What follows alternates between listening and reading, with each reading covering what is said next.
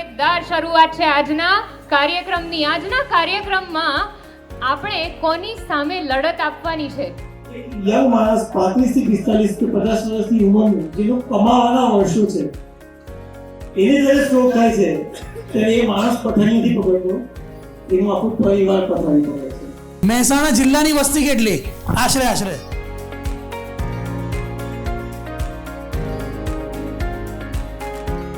વાગ્યાથી 11 વાગ્યા સુધી એ હોસ્પિટલમાં પહોંચી ગયા. હોસ્પિટલ એટલે મિનિમમ 4.5 કલાકની અંદર પહોંચે, પણ 3 કલાકની અંદર હોસ્પિટલમાં પહોંચી ગયા.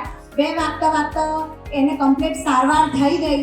જે ટ્રીટમેન્ટ આપવાની હોય તો 5 વાગ્યા સુધી પાછા રિટર્ન સારા થઈને ઘરે નીકળી શક્યા. એટલે સ્ટ્રોકને બચાવવામાં જેટલી ઝડપી સારવાર મળી હતી એને સંપૂર્ણ રીતે મળી.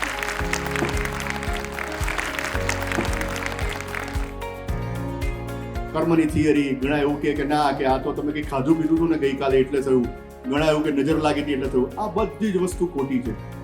તમે જેવી રીતે ટીબીથી ભારત દેશને ઓલમોસ્ટ મુક્ત કરી દીધો છે, એવી રીતે સ્ટ્રોકને પણ આપણે મુક્ત કરી શકીશું.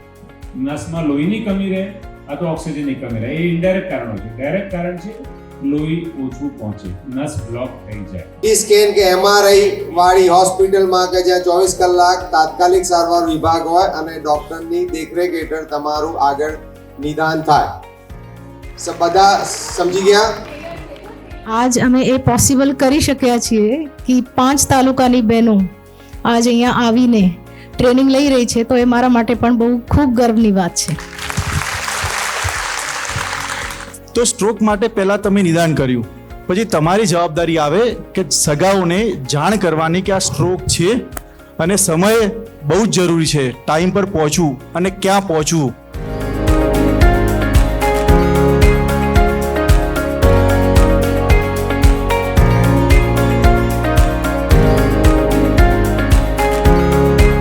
પણ અત્યાર સુધી સર અમે ટેકનિકલ સેશન લઈ લીધું છે. ટેકનિકલ સેશનમાં આ લોકોએ બહુ સરસ, એટલે એકદમ અભણ માણસને બી ખબર પડે એ શૈલીમાં આ લોકોએ આશા બહેનોને શીખવાડ્યું છે.